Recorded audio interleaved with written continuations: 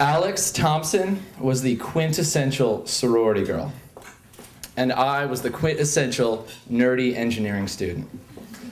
My freshman year at Tulane in New Orleans, sophomore year, I lived in this huge house that had been split into 3 apartments. I lived in one with my roommates, and Alex Thompson lived right next door, separated only by a paper-thin wall. Everything about Alex Thompson was red. She had red hair. She had red lipstick. She was so tan she was almost red herself. And her sorority's colors, of course, were red. Everything she wore was red. Her Mustang convertible with that white racing stripe right down the middle was red. And I was in love. Yeah. But I had no chance, let's be honest. Engineering student walking home with his books, you know. She's living next door. I'm playing Nintendo, looking out my front window, and she's coming home every single day. Man, Alex Thompson. So you know what I did? I was watching TV one day, and I saw somebody go over and go next door and ask for some sugar. I thought, I could do that. All right. So I literally went next door. I said, Alex, hey, and I was like, knock, knock, knock, you know. And she's like, oh, hello. And I was like, hi, I don't know if we've met. I'm really nervous. I'm John. And, and I was wondering if I could borrow some sugar. And I mean, I'm giving her every reason to think I'm a nerdy, ridiculous, whatever of a man, but she's throwing me these softballs. She's like, oh yeah, come right in, you know. I walk in, everything is red. She's got the sorority pillows. She's got the red hair, the red everything. I am more in love. She gives me the sugar. She's like, what you baking? I'm like, cookies? I don't know. She's like, oh, well, when they're done, let me have some. So I'm like, oh, geez, okay. So now I run back over to my place, make some cookies real quick, look up the thing on the internet. I'm sure they taste horrible. Deliver the cookies. But somehow, little by little, over the course of the next 2 weeks of my life, I managed to make some sort of impression on Alex Thompson, that quintessential sorority girl, you know? So I'm walking home from class one day with my engineering books, all alone, you know? And she pulls up in that red Mustang, you know? She's got those red sorority girl butt shorts, you know, with the Greek letters on them. Kappa Kappa Gamma, which I'm sure stands for stare at my ass, I don't know. Pulls down her red sunglasses and is like, hey, what you doing? I'm like, I'm walking home. What are you doing? She's like, I'm going home and jump in. I'm like, oh my God, all right. I'm in the car. This is crazy. Yes. That's my happy dance. And Alex Thompson, she's very nice about it. She's very casually. She's like, oh, hey, you know, we're going to have this date party. You know, a bunch of girls drinking. It's going to be a lot of fun. You should totally come. It's called Red Hot Mama. Of course, it's called Red Hot Mama, right? I'm like, oh, where is it? She's like, it's at the Red Room. I'm like, oh, of course, it's at the Red Room. All right. Yeah, that sounds wonderful. If I don't have anything better to do, let me check my schedule. But I'll get back to you. But yeah, I'd love to go. So I have no idea why, again. Probably had nothing better to do. Probably had no one else to go with. But this beautiful sorority girl asked me. And for once in my life, I was doing okay. So, of course, I pick out the nerdiest Abercrombie shirt I have. You know, it's like that red, gross Abercrombie shirt. It's just like so disgustingly not cute, right? And I show up, and we're at the party, and every drink that we order happens to be red. Like I'm having Manhattans because that's what my dad drinks, and I don't know what's cool to order. I don't know. Rusty Nail? I don't know.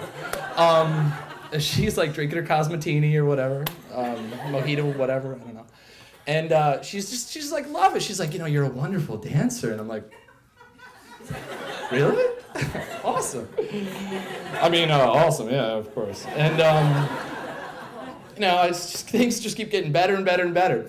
We end up at 4:30 in the morning at the back end of the quarter in this little tiny bar called Lafitte's, which is in this old blacksmith shop. And the only light that is not a candlelight, the only electricity in the whole thing is at this piano in the back. There's old guy Johnny who needs it to play his music. And you sit at the piano and you drink your drinks.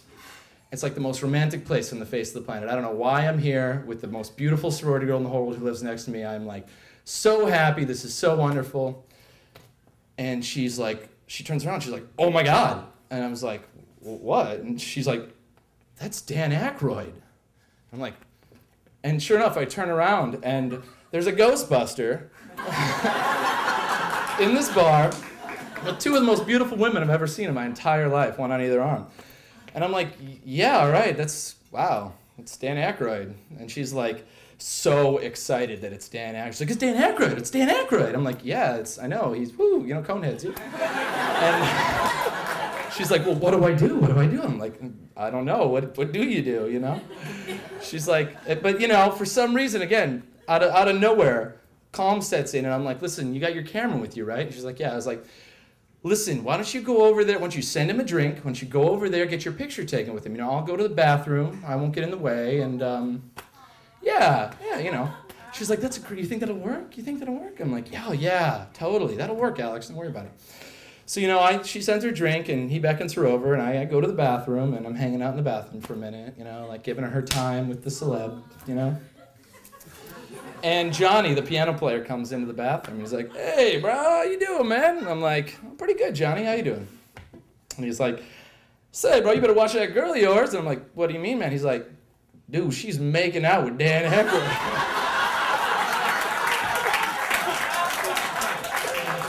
I was like, what?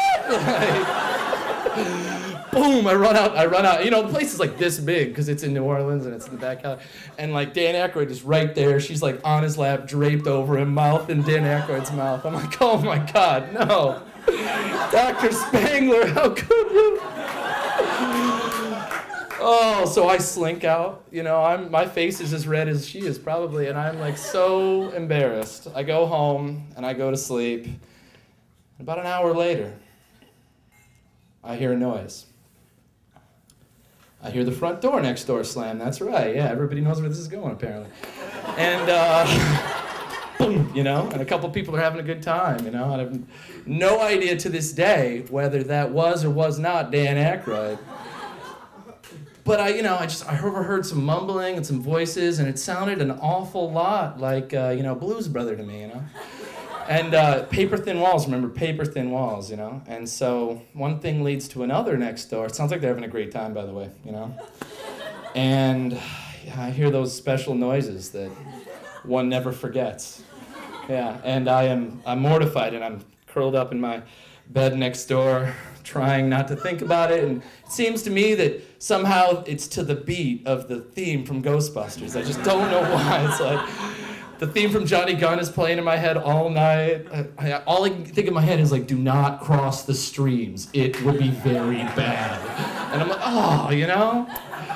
There's no moral to my story. Alex and I didn't talk for about 2 months, and she developed some other boyfriend, and I have no idea to this day if that actually was the Tire King of Chicago over there, but that is my most shameful moment right there.